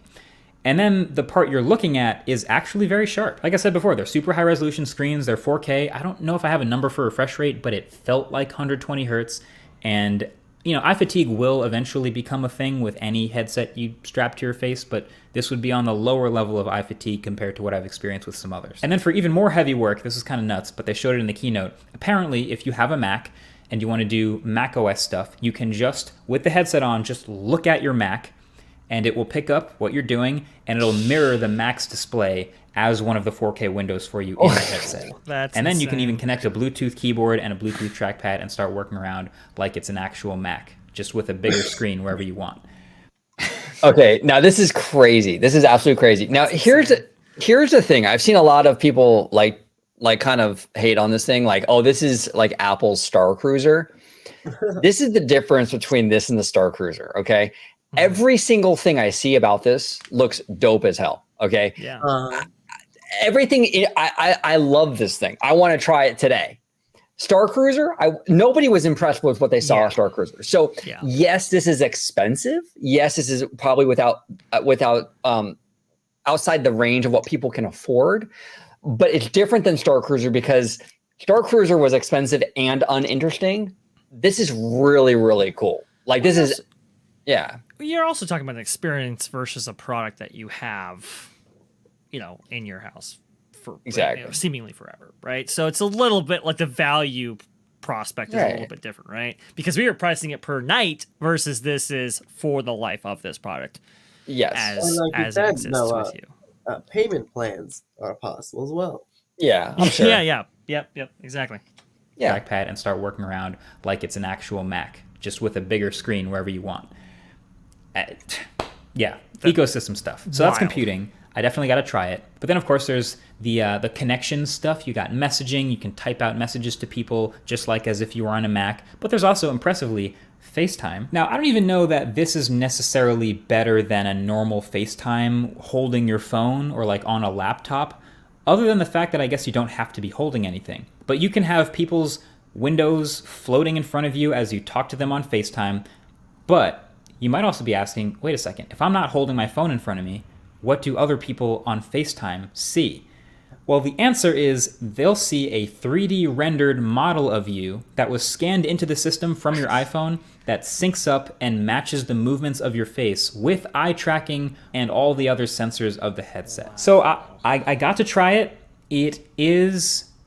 It works. Okay. So it's not as good as obviously looking at a person. I just feel like a FaceTime, you're trying to have like a personal connection with the person. Yeah. And this is obviously more personal than an avatar or like a cartoon of you. Right. But it feels kind of somewhere in between. It's kind of like a Google Project Starline, which I just did that video about a couple weeks ago. If you haven't already seen that, I'll leave a link with a like button so you can check it out. But it feels sort of in that like uncanny valley, moving 3D model territory instead of looking at an actual person. It's kind of how I picture it. So basically, it's like talking to Tarkin from Rogue One. It's basically what they're kind of going with here, right? That's kind of what it's looking like right there. I mean, look, I give them credit for attempting to find a solution for that, but that'll be a little weird, especially if two people have it at the same time, right? If you're if you're doing it that way. Look, a lot of this stuff. Oh man, do you remember Google Glass? Yeah. Google Glass was like the coolest thing when they had that that hype video that they released, or that teaser video that they released, and it's like, man, that would be so cool. And I don't know, some of this stuff is kind of like, wow, this is actually coming through to fruition. Obviously, the form factor is a little bit different, but it's this is some exciting stuff. I will say, exciting stuff. Yeah. John Winheim, I think this would really take off if a company creates ways for creating content that will work with the headset, starting with a camera that can create the 3D 360 degrees needed for VR immersion. Yeah, I mean, if you look at that video that Disney did in association with Apple, that's kind of where we're at there. I mean, it does kind of incorporate, for example, the 360 nature of it, being on a planet featured in the Star Wars galaxy while watching, a Star Wars presentation like The Mandalorian, like that. That's what they're talking about right there, and apparently that implementation of it will be present on day one. We'll have to see, if all of the features present in the video will be available. But we're already getting there, so we're doing it. Ali Aloha says, don't have an iPhone and I don't FaceTime, so okay if I miss out on that part. Yeah, I'm cool with the Uncanny Valley FaceTime. Yeah, and from what Marcus is saying, that's like the least impressive aspect of this whole thing, kind of. So, it's not Uncanny Valley casual. Yeah, it's funny. Very cool. But then, last but not least, of course, content. People are just going to watch content on this thing, and I think this is the industry now that Apple's jumping into it that is poised to explode. Like, we've had VR games and VR videos for a long time, and Apple is now also able to do this. They, of course, put their own spin on it, and they can use the power and the draw of the Apple brand to get content creators and big motion picture studios and sports leagues and all kinds of creatives to work to make content that looks really good, specifically on Apple's headset and in Apple's formats. I can personally say from my demo, hell yes, I would pay to watch an NBA game courtside in the VR headset. Yeah. The quality is good enough, and obviously it's not going to be as immersive as feeling the energy from the crowd, but you're not paying courtside prices. You'd probably pay, this is a total guess, $10-$20 to watch an NBA game courtside or have some subscription to do that. I would totally do that, and it would be fun. And a lot of people would. I think that the sports thing is definitely a way of getting even normies that aren't necessarily playing around with this stuff into this stuff. I mean, that kind of package right there, very smart. That's a very smart idea from people involved at Apple. Well, even beyond sports, what about concerts? Yeah. Yep. Exactly. And you're watching a Blackpink concert. Yeah. I was right thinking Taylor there. Swift, but it's very on brand for us. Yes.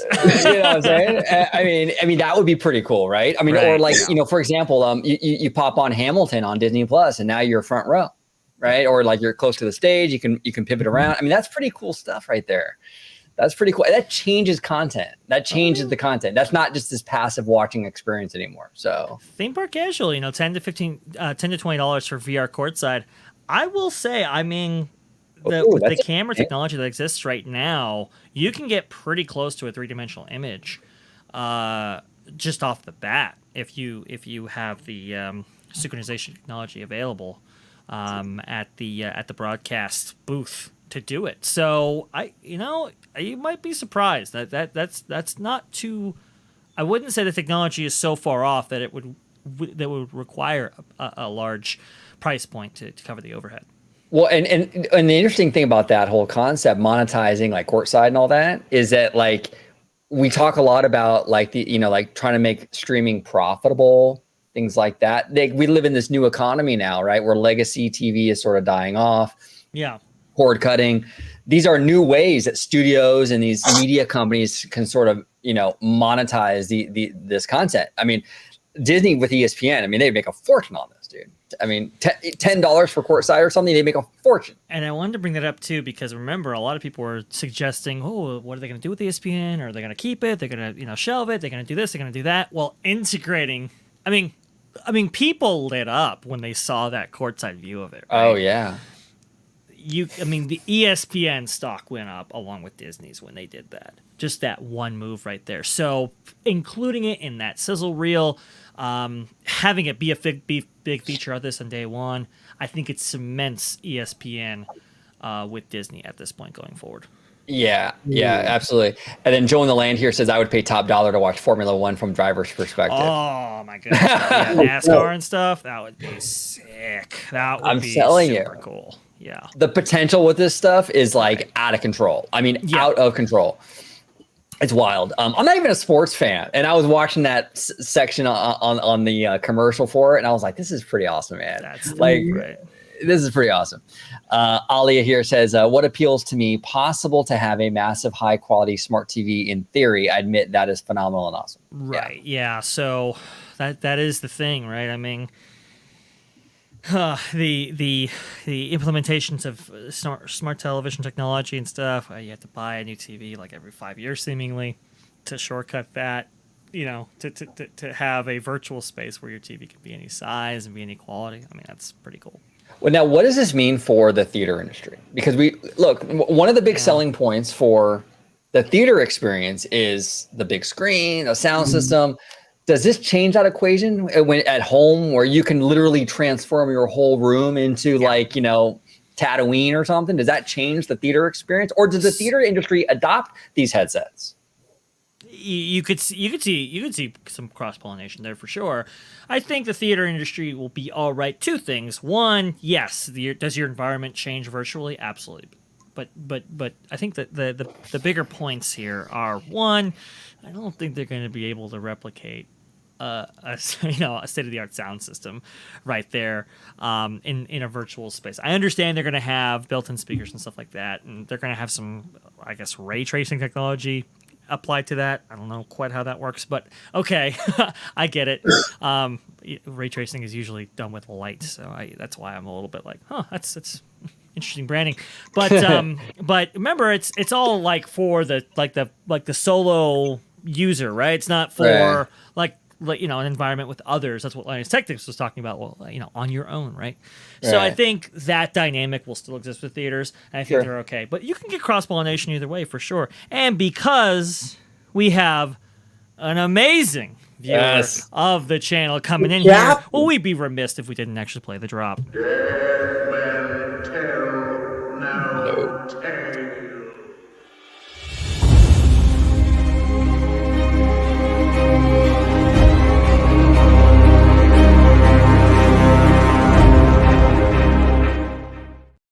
Captain John D, friend of the channel, family of the channel. We love Captain John D. Very generous with the $20 donation to the channel. Thank you so much, Captain. And he goes on to say here, this might be a theater killer down the road as well. 1 movie ticket per headset in a simulated theater with friends online. I'd watch Avatar 3 on Vision Pro with friends. Hail OG55. That's really interesting. I never thought about having your friends in that virtual environment. Damn it, Captain John D. Well, that's why he is the captain, right? Absolutely, 100%. That's an interesting, an interesting idea for sure, right? I'm telling you, man. The amount of stuff where you can just go down this rabbit hole with this, like, what is the potential for this? It's endless, dude. It's freaking endless. I'm really glad we made this a live show because some of the ideas percolating out are very fascinating, very interesting. Yep. And then Alia says here, OG55 gives all creative ideas right to the Walt Disney Company. Well, that's true, Alia. I do. They can take my ideas, but I don't know. Captain John D might charge a fee. I don't know. You got to take it up with Captain. Oh, Captain. You got that over at being the captain. So that comes at a price. It comes at a price. Alia here says theatrical is safe as long as it gives the most money. As long as it makes the most money, once that no longer happens, all bets are off. Yeah, right now it's safe. It's the rumors of its demise were greatly exaggerated a year or two ago. Sure.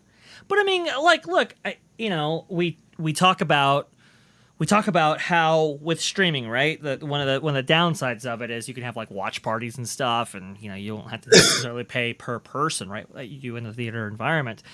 But if you're using Apple services through this in order to connect people and so forth, well, there's your per person per viewing model. So that's that's something. By the way, Captain John D, not to disregard your insane super chat. As always, thank you so much for supporting the channel. As always, Absolutely.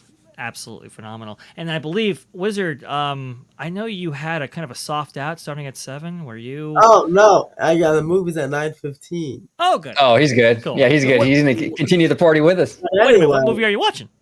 Spider-Verse. Oh, there you go. Nice. And see, you guys talking about movies with these things, and for me, see, that's why I wouldn't use it. Because one, I don't like having a thing on my head for too long, so I'd use it for short spurts. Two, I like the crowd effort with the movie, everyone's reactions at the same time. It's even the whole watching it with a whole bunch of Vision Pros, it wouldn't be the same for me. I'd feel like it's boring. So I think for that way, the movies, I think, should be pretty safe, because I'm sure many people like that whole, like with horror movies, I'm like seeing within a big group, Yeah. Everything can be achieved with this headset. But yeah, for me, I would be like, I gotta get this thing off. This is crazy. Yeah. Well, that's a good point. So the first implementation of this is 2 hours, right? Is the battery life on this thing? I mean, a sports program goes for like, what, 3 hours on average? So how does that kind of work there? We have 3-hour movies right now. That's going to be a barrier to entry. So in the short term, theaters, I think, are fine. But Yeah. hey, man, it's changing. Hey, for all you theater owners who don't actually upgrade your systems and so forth, and still have those lousy, chairs that you have that don't even recline anymore, and you know who I'm talking about, theater owners. Okay, you might want to upgrade your setup here, because we're entering a digital age, and the competition is going to be fierce.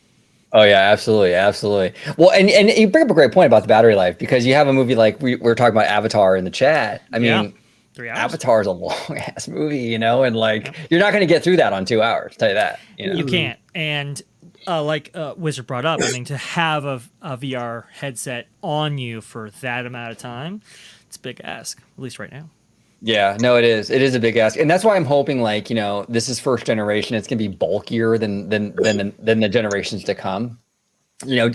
Apple tends to do that. They get thinner and lighter with their iPads and their iMacs and all that stuff. I'm hoping that happens here with these goggles. Now, if we want to get really dystopian here, did we see the Dyson headphones here?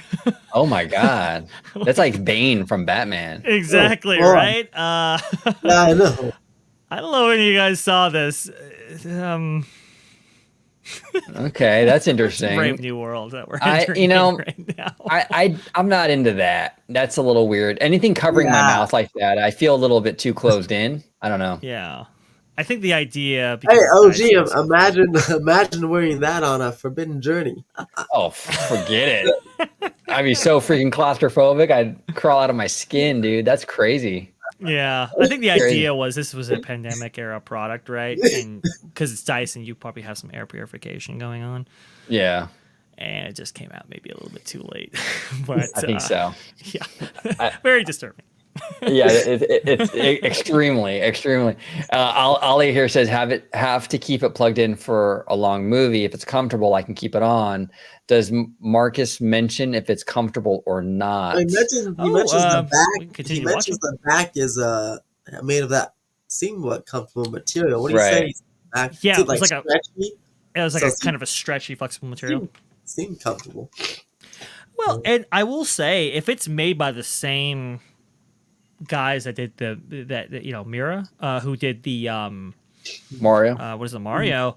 That was actually really comfortable. I was actually quite shocked.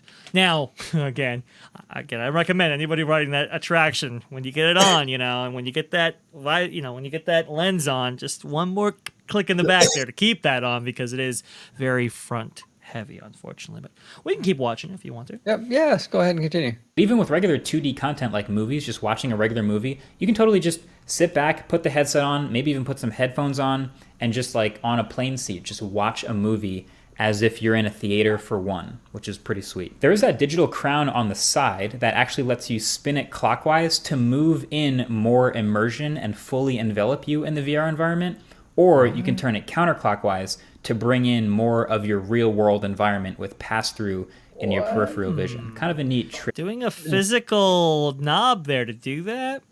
That's Good. pretty wild, man.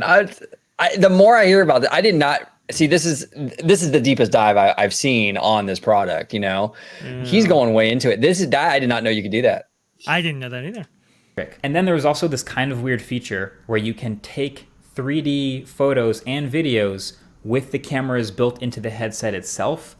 And I did not like this one. So there was a demo of like a recording from a headset camera of a kid blowing out some candles on a birthday cake, basically. And I got to watch this actual scene in the actual Apple headset. So because there's two cameras like front facing, they can record stereoscopic 3D. So you can turn on the recording. Very cool. And in that moment, sit down and record a super immersive video. And then when you watch it back in the headset, it's like you're reliving this moment in 3D, which can feel kind of cool, but I can't get the image of like the dad at the birthday party with the headset on, just recording things, like walking around. It just doesn't. It feels weird. What kind of memory is that for the other people around you? You know, like I saw this and I immediately thought back to the reasons we all know why Google Glass failed, which is it was ahead of its time, but it's also like you're walking around with a camera on your face and everybody knows that you have a camera on your face. Yeah, that's a good point. I want to keep it on that image here while I read out the next thing. Haven't heard anyone discuss the obvious romantic applications. Yeah, actually big money there. Not that I would spend on that, and I think a fitting image for that. Well, I was actually gonna bring this up without using the word. And that's a great way to put it, Casual. That's gonna be big business. I'm telling you right now, that's gonna be big business. Us IT professionals call it prawn. Okay. There you go. Yeah, so okay. Here's the thing about that. I mean, people were talking about this a lot on Twitter and so forth, right? I think people don't understand that exists now. And it is, I mean, it's huge business when it comes to VR tech and wearables and stuff like that. Like that. Wearables. Yeah, exactly. Well, I mean, well, okay, the wearables, not strapped on wearables. Okay, OG, come on, man. Come on. Okay, but look, yes, this will make things that are happening in VR and AR more accessible and on kind of all ends of that spectrum right there, but yeah, used for OnlyFans. Exactly. It already, I'm just telling you, it already exists, and there is you would be surprised how much back-end infrastructure there is right now to support just that, even without this. So, you know, if people are worried about that, their worries should have been about 10 years ago. Well, even just like the without the VR element of this industry, the websites, the websites that everyone knows, I'm not going to mention them here, are some of the top visited websites on the planet. Like, I mean, it's insane the numbers that these sites garner. I mean, it's absolutely bonkers. Mr. This makes it way more mainstream. Yes, it does. It does. There's no question. But I'm just telling you, it's out there, and that probably, embodies like what 50% of the VR usage out there right now. It's insane. That's wild. Back end infrastructure. I see what you did there. Yes. That's okay. it. All right. There you go. Yes, folks, we only have high-class stuff on this show. I do want to say right here, this comment right here, this is why I love Theme Park Casual. It's his humor is like, he just puts it out there. There's no LOL or anything, but it's funny as fuck, right? He just kind of like that very dry, like, it's great. Casual, I love you, brother. This is awesome. Absolutely love Casual. By the way, He does it in a very casual way. There you go. Exactly. Very casual. All right. We got to play his drop, by the way. Yeah, yeah. Hold on, I got the casual drop. Let's rock it. I don't know. Fly casual. There you go. Right. Glad I could help drag this discussion to the mic. Yeah, exactly. Listen, hey, I mean, it's on everyone's mind. Everyone talked about it on social media, and we got to bring it up. It's exactly. It's unfortunately appropriate. Yeah. Much love to you, Casual, for sure. I got to spend some theme park time with casual. Which, by the way, you could actually watch all of us go through the last day of Splash Mountain on May 30th between not only casuals excellent live streaming, but also the excellent live streaming of Barry Place 28. Hey, go ahead, subscribe to those. If you want to see me, Vash, George, and even Wizard, you're on there too, right?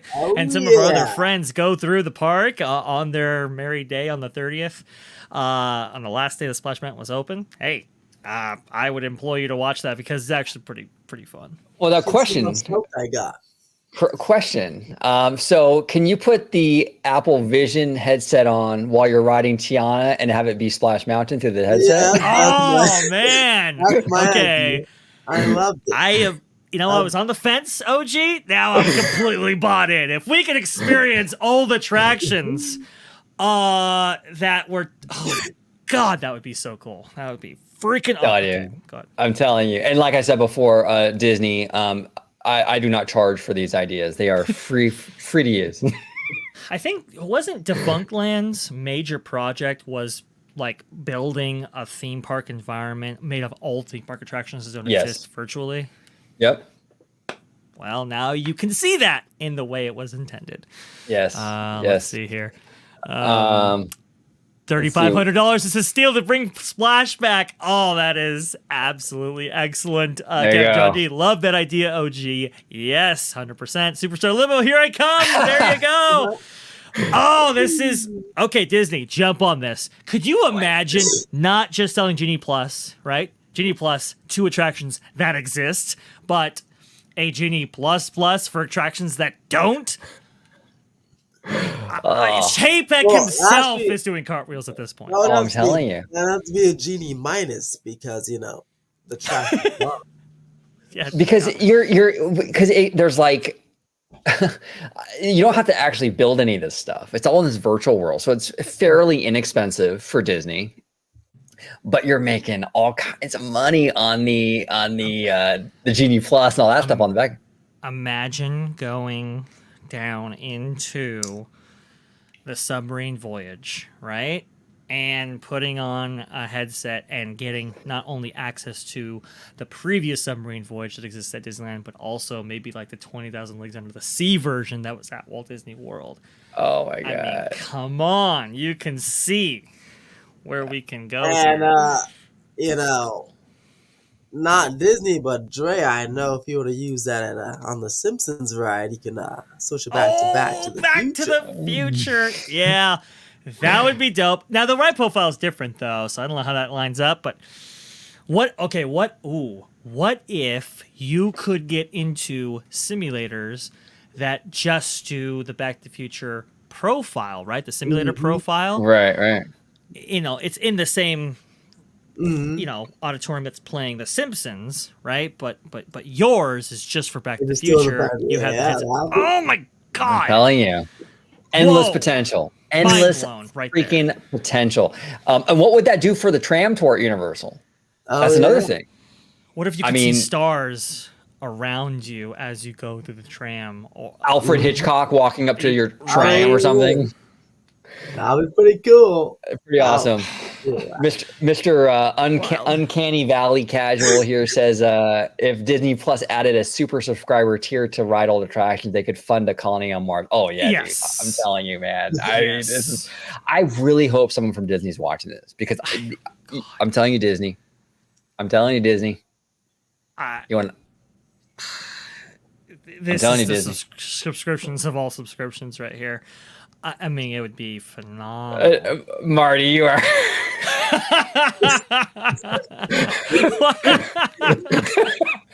The John Hench edition of DCA. Yes. And you know what though? Hey, Wizard, Wizard's a good friend. We love Wizard, right? And Wizard, I've known you for a long time, brother, right? I remember you telling me a long time ago, this is one of your pet peeves, right? It was. We were like, I wish it would turn back to a parking lot. That was big business. I know there's a lot of people that still want that. It's too funny. Yeah, Disney Fan 55. Can we get the People Mover back, right? And have this added on as a day one experience right there? What if you could see the Tomorrowland of 1955 or the Tomorrowland of 1967 or the Tomorrowland of 1998 as you took a People Mover ride around the tops of Tomorrowland. You saw them. You saw them. All three of them. They transitioned each section. Yeah, pretty cool. Each section of the people. Yeah, yes. There's incredible potential with this whole thing, and here's the thing, right? So okay, day one, Disney Plus will be on there, right? Now, I wonder if as time goes on, like the Disneyland app. Yes. Like the app you use for the parks, like how would that be integrated? Like just the app, right? Mm-hmm. That would be kind of interesting too to think about. Like can you, like when you look at a ride, can you book your lightning lane by you look at the ride itself and it books it, or right? Like there's a lot of potential with that. Right? You don't have to go on here and scroll. You look at the ride, you book it that way. Right. Yeah. Now, Disney would like that because I'm sure there'll be, let's say you do it by like blinking or going like this. I'm sure a lot of people will be just looking at it and accidentally go like this, and then $25 gets scooted from that. I guess we have to go on this. Ethan, that's what Disney's banking on. They're hoping you do. Yeah, that. people are like, come on. Oh, 25. Like, what? I didn't get a light lane for this. That was the selling point on the Magic Band, right? The Magic Band, right? If it has your credit card access right here, you don't have to pull out your wallet anymore. You just have your Magic Band, click, and now you've bought. Now, okay, so I don't know if I've told you guys this, but the first implementation of Magic Band, the NFC technology was maybe set a little bit too high, so people would walk by the checkout counter at like Emporium, for example, and have a $4,800 charge on their accounts and going, "What the hell is this?" and not realizing that they paid for the other guy's product right there. So had to shorten that up just a pinch right there. But hey, you know what? It all worked out for Disney in the end, didn't it? Yeah. And Casual here says this idea is so good it'll never happen. That's exactly right. We say it all the time, right. OG. We say it all the time. It's too good. It never happened. Never happened. Makes too much sense. Why would they do it? Too much sense. Disney Fan 55 here says this would possibly make it cheaper for ADA compliance too. That's very true. That's really interesting, right? She brings up a good point here because, look, I mean, one of the reasons why the Sleeping Beauty Castle walkthrough didn't come back for so long was because it wasn't ADA compliant. Nobody can navigate those stairs that were built in, 1959, 57, 58, somewhere around there, right? And now we have this kind of virtual experience via like I think it was the Sleeping Beauty featurette, right? That was on the Blu-ray for a while. Now you can actually go through that virtually. You see that with Nemo, right? But what if you could apply that to a virtual reality in which people could experience that attraction in a way that they simply couldn't? Maybe you have a ride vehicle set aside with some low-end simulator technology that syncs up directly with your headset, and you can kind of go through that experience that is all your own for people who are disabled, in which they couldn't do for the actual attraction itself. Game changer on that level as well. Game changer. And with the technology, you can make a believable experience and everything. That would be incredible, man. That'd be absolutely incredible. I like that a lot.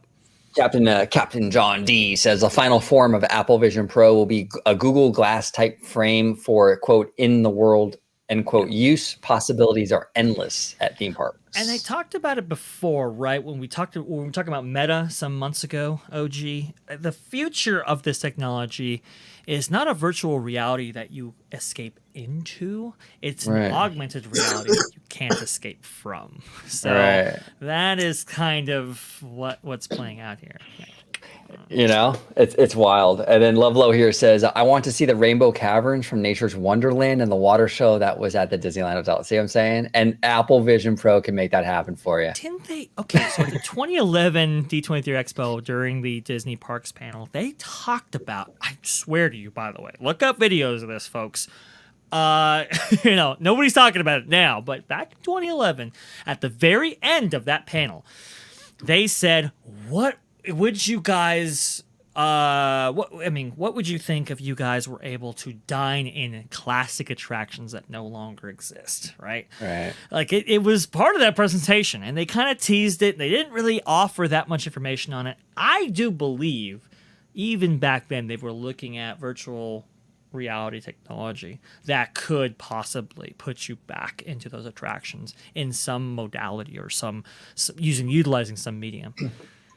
Maybe, this all kind of comes full circle right here 10 plus years later with this. It's an interesting idea.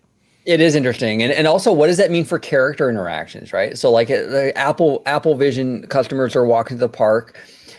You could have Mickey, like actual animated Mickey, walking around the park, interact with him on Main Street. You can have Tinkerbell fly around you. You could have all these animated characters, not in a costume. I mean, these are the actual animation. I mean, that would be interesting. Somebody posited this online. Could you have like the Galaxy's Edge characters and ships and so forth that were teased at while Galaxy's Edge was being developed, but we never ultimately got, or at least in a permanent form in the parks? Could those things play out in your headset? Could you have actually X-Wings and TIE fighters, flying over Galaxy's Edge as you walk through that environment? You could have droids and aliens and so forth. Things that, to produce physically would be, copiously expensive for the company, but you could do them virtually with, little cost. Could that be a thing to augment the reality of the parks through that lens there? That's a pretty cool prospect.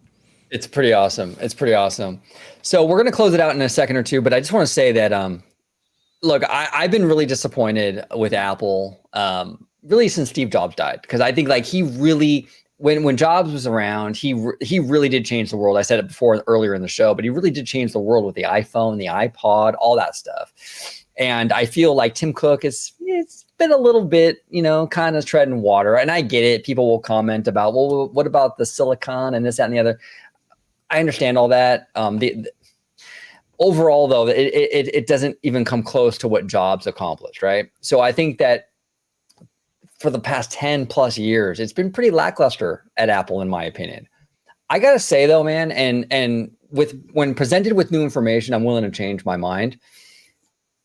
Apple still has it. Apple still got it now. After seeing this presentation, even more so now after watching Marquez's video, this is a truly remarkable thing. This is like almost like that first time you see something that like just you've never seen in like something totally new to you, that sense of wonder and awe. That's really how I'm feeling with this Apple Vision. I think this thing is going to change the world. I really, really do. And Apple, in my opinion, is back because this is this is a potential game changer. Do you think, Dre, this thing is going to really do big things, or do you think it's still kind of up in the air? What do you think? There has never really previously been a very mainstream VR AR product really take off in the way that so many others have previously envisioned before. There's a great video on the history of VR and AR. I think it's Ordinary Man who has produced it before. You can kind of look at the history of it. I think this is the most accessible product for this that has ever come out, and through the Apple brand, that kind of puts it on a new level. And honestly, it's had big effects, reverberatory effects. For example, when Bob Iger took the stage at that keynote, if you were tracking the stock, it went immediately up, and now it's at a comfortable $92.16 right now, which it had been in the 80s for so long. So even Wall Street was like, okay, like this is a game changer. So we'll just have to see when this thing comes out. I believe, 2024? Is that the date there? We'll see when this thing actually comes out and what the adoption will look like for this. But it has the potential of being a game changer for sure, depending on how it's implemented. And depending if they can bring that price down with subsequent generations, which I think would be, if you want to get it to like, not even the iPhone, but just get it where it's more like for the masses, they're going to have to start bringing that price down. I understand like first generation Apple stuff is always really pricey. They're probably trying to pay down that R&D or whatever. But if they can get this price down in Generation 2, Generation 3, where it's much more affordable, right, I think this thing could be a home run hitter for them. Mr. Marty Snyder here. Thank you so much, Marty, for the $10 super chat, sir. He says the show is so good, guys. Fantastic job. Well, thank you, Marty. Thank you so much, man. That means the world to us, sir. Thank you so much, Marty, for supporting the channel as much as you have, not just through your donations here, but also through your commentary and some of our DMs. Absolutely, you absolutely add to those for sure. So thank you for supporting us in the ways you do. Absolutely. And Mr. Theme Park Casual here. Check out Theme Park Wizard's channel. Absolutely. Check out the wizard, man. Check it out. Check it out. Check it out. Check it out. Yeah, check them out. Check it out. Check it out. Yeah.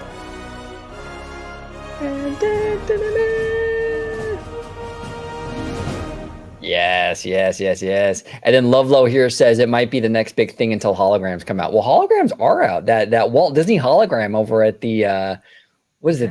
The traveling 100 anniversary exhibit. Right? Yeah. It's pretty cool. It's pretty awesome. It is pretty awesome. So we're gonna close it out, everybody. Fantastic time today. Had a really good time talking about this thing. I think that I think we're going to be doing many more shows on this because I think that this is just the beginning. But Dre, go ahead. Did you put in a super chat for $2? That's right. I did. Their own show. Oh, shit. What a legend. There it is. Freaking awesome. Well, thank you, Wizard, for your $2 super chat. Holla right there to the chat. Yes. Is that Holla or is that Ola? Ola. Oh, there, Ola. I do apologize. I must apologize for my lack of culture. I do apologize. Sorry. You might get canceled for that one, Dre. You might get canceled for that. No hablo inglés o habla español. ¿Por qué? No, you get it passed because you are half Latin, half white. So you're right. You're half. So your Latin half is fine, but your white half might get canceled. Darn! Damn it! That's tough. Dr. Dre, VashSky, host of Freshly Squeezed. If you could let everybody at home know where they can find you on social media. And I believe you have an upcoming appearance as well on Thursday, if you want to plug that as well. Oh, hell yeah. Yes. You saw Jonas J. Campbell in the chat. I have absolutely been invited to the Pro Show on Thursday, which will be on WW Pro's channel. I believe he does it at, 5 o'clock? 2 p.m. Pacific Okay, time. yeah. 5 o'clock ET and then 2 o'clock PST. I believe that's what that is right there. So I will be making an appearance on there. And, if you're looking for more of me, the only place you're going to be able to find me is here on OG55. We have some amazing shows, including Citrus Corner with our buddy George, who's actually at Walt Disney World right now. And yes, he is. His story is very interesting, guys, of how he got there. So you definitely want to subscribe for that, if nothing else, actually. The original flavor of Orange Grove 55, and, of course, Orange Nerd, where we talk about all things the Walt Disney Company, the entertainment industry, and just about everything in between there. Story Geeks with Jay, where we talk about the stories that impact our lives, and including my own show, Freshly Squeezed, your source for juice, news, and info, squeezed fresh right from the Grove. And if you want to see me on Twitter, you can go ahead and do so right down there. Just go ahead, type it in, and it should pop up for, as Christine Wastelands McCarthy would say, for all the robust discussion right there. And I think that's pretty much everything. Yeah, speaking of Christine Wastelands McCarthy, I'm actually I'm getting through season 4 of Succession right now, which is fantastic. Ooh. But Jerry from that show is so spot on Christine McCarthy, man. Even looks like her. It's crazy. It's absolutely crazy. And, that's wild. So, yeah, you Succession fans out there, you know what I'm talking about. It's striking. But down below we got Mr. Theme Park Wizard. He's on his phone right now, but he'll be back. You'll see in a second. Hold on. Okay, here we go. Here we go. No. Come on. Ready? Here we go. What do we got here? This The suspense is killing us, Ethan. Oh, there he is. Oh, there you There go.